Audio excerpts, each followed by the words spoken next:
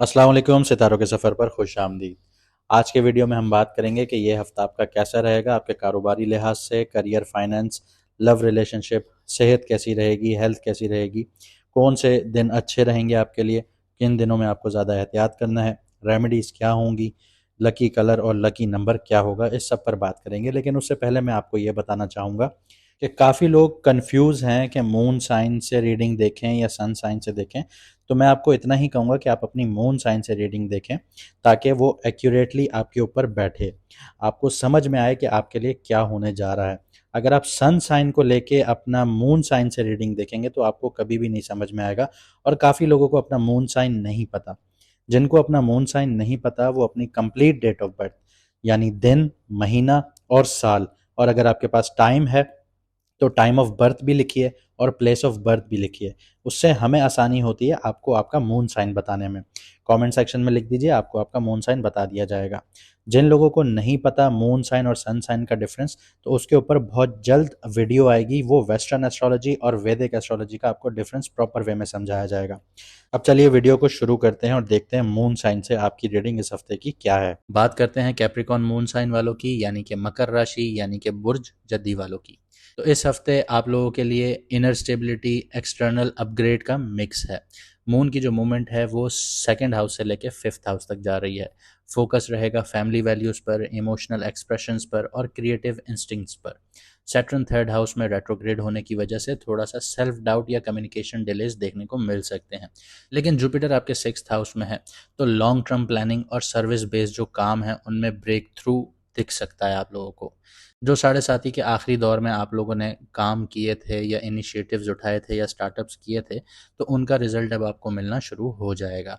उसकी वजह यह है कि साढ़े साथी में इंसान जब भी आता है तो उसको साढ़े साथी ही इफ़ेक्ट नहीं करती, मतलब 7.5 साल का ही टाइम इफ़ेक्ट नहीं करता।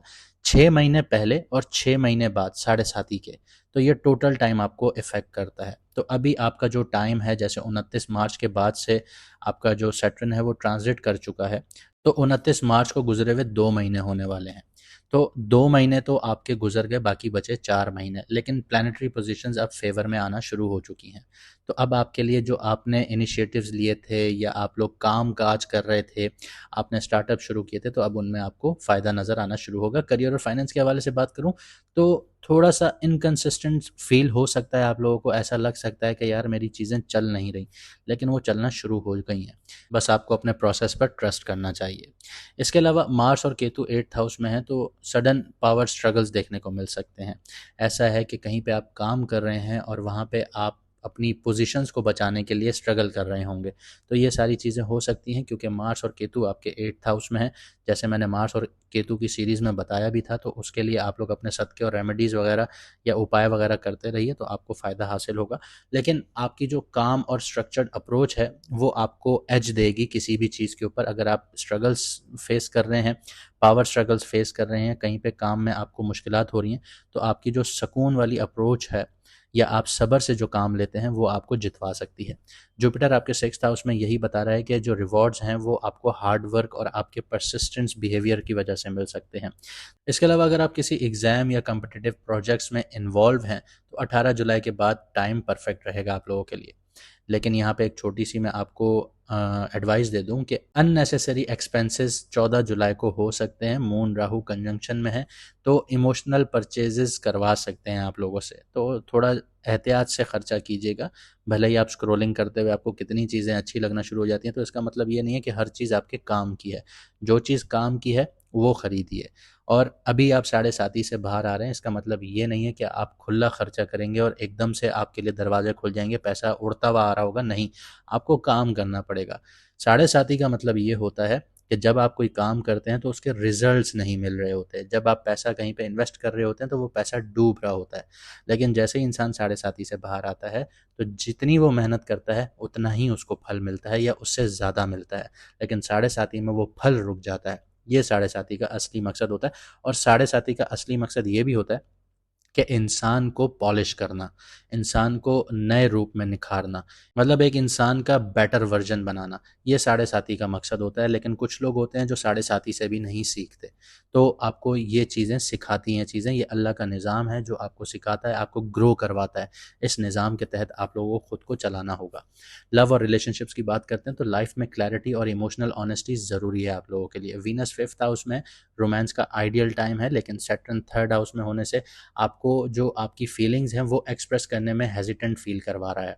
आप अपनी जो फीलिंग्स हैं अपने पार्टनर के साथ रख नहीं पा रहे, आप बहुत थोड़ा शाय फील कर रहे हैं, या आप इस तरह सोच रहे होंगे कि मैंने अगर इसको बता दिया तो ये शायद मुझसे अलग ना हो जाए या मेरे मेरे बारे में गलत ना सोचे, कुछ इस तरह की फीलिंग्स आपके अंदर होंगी। सिंगल्स के लिए 16 से 18 जुलाई के बीच में इंटेलेक्चुअल या आर्टिस्टिक पर्सन से स्पार्क हो सकता है। कपल्स अगर अपना रिश्ता मजबूत बनाना चाहते हैं तो कम्युनिकेशन आप लोगों के लिए उस ताले की चाबी है।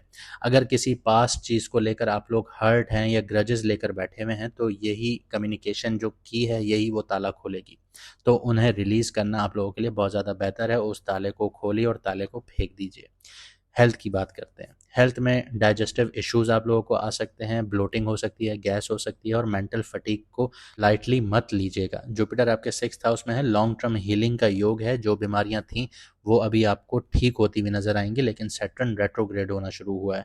ये आपको वापस सेकेंड हाउस का असर देना शुरू करेगा नवंबर तक, लेकिन फिर ये नवंबर तक दोबारा डायरेक्ट मोशन में आ जाएगा। तो फिर उसके ऊपर मैं आपको सीरीज पे प्रॉपर बताऊंगा कि सैटर्न आपके लिए जो रेट्रोग्रेड हो रहा है तो उसमें आपके लिए क्या असरात होंगे, और जब डायरेक्ट होगा फिर आपके लिए क्या होगा। तो ये वो सैटर्न की सीरीज़ में अलग कर देंगे। लेकिन फ़िलहाल आप अपने डाइजेस्टिव सिस्टम के लिए थोड़ा सा एहतियात कीजिएगा, बहुत ज़्यादा स्पाइसी चीज़ें या ऑयली चीज़ें नहीं खाइएगा। डेली हैबिट्स काफ़ी इंपॉर्टेंट रहेंगी आप लोगों की। मून 4 टू 5th हाउस में ट्रांजिट करेगा एंड ऑफ द वीक में, तो क्रिएटिव एक्सप्रेशंस और इनर चाइल्ड हीलिंग से रिलीफ मिल सकता है। लेकिन यहाँ पे आपको एक छोटी सी टिप दे दूँ कि ओवर वर्किंग ना कीजिए, स्पेशली 15 से 16 जुलाई के बीच में। कुरान पाक पढ़िए, या आप अपनी जो रिलीजियस एक्टिविटीज़ हैं आप लोगों की, जो हमारे हिंदू बहन भाई हैं, अगर आप अपनी जो भी आपकी रिलीजियस एक्टिविटीज़ हैं वो करना चाहते हैं वो कीजिए। अपने माइंड को काम कीजिए, डीप ब्रीदिंग एक्सरसाइजेस कीजिए, ये आपके लिए ज़्यादा बेहतर होगा। और हर दिन 15 मिनट वॉक कीजिए, ये आपके लिए ज़्यादा फ़ायदेमंद होगा आपकी हेल्थ के हवाले से। आपको मेंटली भी क्लियर करेगा। अब देख लेते हैं कि कौन से दिन आप लोगों के लिए अच्छे रहेंगे और किन दिनों में आपको थोड़ा सा एहतियात करना चाहिए। 16, 18 और 20 जुलाई ये आपके लिए अच्छे रहेंगे। रोमांस के लिए बहुत ज़्यादा अच्छे हैं, क्रिएटिविटी के लिए बहुत ज़्यादा अच्छे हैं, हीलिंग के लिए बहुत ज़्यादा अच्छे हैं, डिसीजन मेकिंग के लिए बहुत ज़्यादा अच्छे हैं, इमोशनल क्लैरिटी के लिए बहुत अच्छे हैं। लेकिन 14 और 17 जुलाई को आपने एहतियात करना है। फाइनेंशियल इम्पल्सिवनेस देखने को मिल सकती है, फैमिली में टेंशन पॉसिबल है। फैमिली की टेंशन्स की वजह से आपका मूड भी ख़राब रह सकता है। इसके अलावा इमोशनल कन्फ्रंटेशंस को अवॉइड कीजिए, और लॉन्ग ट्रैवल के जो प्लान्स हैं आप लोगों के वो 17 जुलाई को आप लोग अवॉइड कीजिएगा। रेमेडीज़ की बात करते हैं तो जैसे मैंने आपको मार्स और केतु की रेमेडीज़ बताई कि लाल चीज़ का सदका या दान कीजिए हर मंगल वाले दिन। इसके अलावा काले कुत्ते को खाना खिलाइए। मार्स की जो अभी नेगेटिव योग बनने जा रहा है उसके ऊपर आपके लिए ज़्यादा बेहतर होगा। इसके अलावा ग्रीन कलर का सदका कीजिए या मेथी दाने का सदका कीजिए वेडनेसडे वाले दिन, ये आपके लिए बेहतर है। अब देख लेते हैं कि लकी कलर और लकी नंबर कौन सा है आप लोगों के लिए। तो लकी कलर की बात करूं तो ग्रीन कलर लकी है, मरकरी का कलर है, आपके 7th हाउस में बैठा है, तो ये आपको क्लैरिटी देगा, कम्युनिकेशन आपकी अच्छी होगी, आपकी पार्टनरशिप्स अच्छी होंगी, चाहे बिजनेस पार्टनरशिप है चाहे लव पार्टनरशिप है। तो ग्रीन कलर का आप लोग ज़्यादा से ज़्यादा इस्तेमाल करें। इसके अलावा 5 नंबर पर डीलिंग कीजिए, मरकरी का नंबर है, वाइब्रेशंस है, आपको रेगुलेट करेगी ओवर थिंकिंग करने में। इसके अलावा आपकी जो फ्रेश एनर्जी है वो लेकर आएगी आपके लिए। ये वीक आपके लिए डिसिप्लिन और इमोशनल हीलिंग का ब्लेंड है। पास्ट जो आपके ज़ख्म हैं उनको हील करने का परफेक्ट टाइम है, और फ्यूचर के लिए ग्राउंडेड प्लानिंग आपके लिए अभी बहुत अच्छी रहेगी। उम्मीद करता हूँ आपको वीडियो पसंद आएगी और आप अपनी ज़िंदगी को बेहतर बनाएंगे। अगर आपको आपका मून साइन नहीं पता तो कमेंट सेक्शन में हमें अपनी ओरिजिनल डेट ऑफ बर्थ ज़रूर लिख के बताइएगा, हम आपको आपका मून साइन बता देंगे। कोशिश कीजिएगा कि डेट ऑफ बर्थ के साथ आपके पास टाइम ऑफ बर्थ भी हो, इससे हमें आसानी हो जाती है आपको आपका मून साइन बताने में। अगर आपको वीडियो अच्छी लगी तो लाइक शेयर सब्सक्राइब ज़रूर कीजिएगा। मुझे दीजिए इजाज़त, मिलते हैं अगली वीडियो में सितारों के सफ़र पर।